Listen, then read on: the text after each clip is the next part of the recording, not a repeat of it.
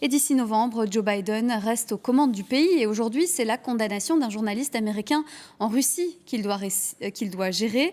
La Russie a condamné aujourd'hui Evan Gershkovich, un reporter du Wall Street Journal, à 16 ans de prison pour espionnage. Une peine très lourde prononcée au terme d'un procès expéditif et mené dans le secret.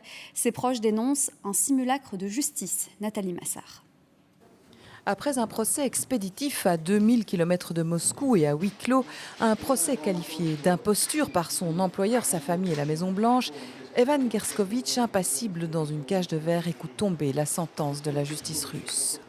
Le tribunal a décidé de déclarer coupable Evan Gershkovich d'avoir commis un crime en vertu de l'article 376 du Code pénal russe et de le condamner à une peine d'emprisonnement de 16 ans à purger dans une colonie pénitentiaire de haute sécurité.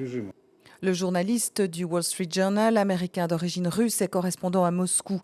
Il a aussi travaillé pour l'agence France-Presse. Il a été arrêté pour espionnage en flagrant délit d'après le Kremlin. Au moment de son arrestation, il effectuait un reportage dans une grande ville industrielle. Espionnage pour la CIA, affirme le service de sécurité intérieure russe.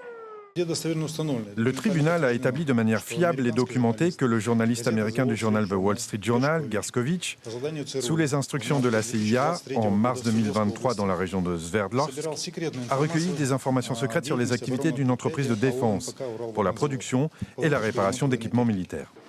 Accusation démentie par l'administration Biden qui déclare ce soir tout faire pour libérer Evan Gershkovich et accuse Moscou de vouloir l'utiliser comme monnaie d'échange contre notamment l'un de ses ressortissants emprisonné en Allemagne. Là, on voit bien qu'on est dans un moment très dur des relations entre les deux pays. Et donc, il y a une volonté de faire un exemple, de transformer son travail journalistique en une affaire d'espionnage. Tout cela n'a aucun sens. Et évidemment, le seul but, c'est de trouver un moyen de négocier pour la Russie à l'égard des États-Unis. La sévérité de cette condamnation et son prononcé plus tôt que prévu laissent penser que des négociations en coulisses seraient proches d'aboutir.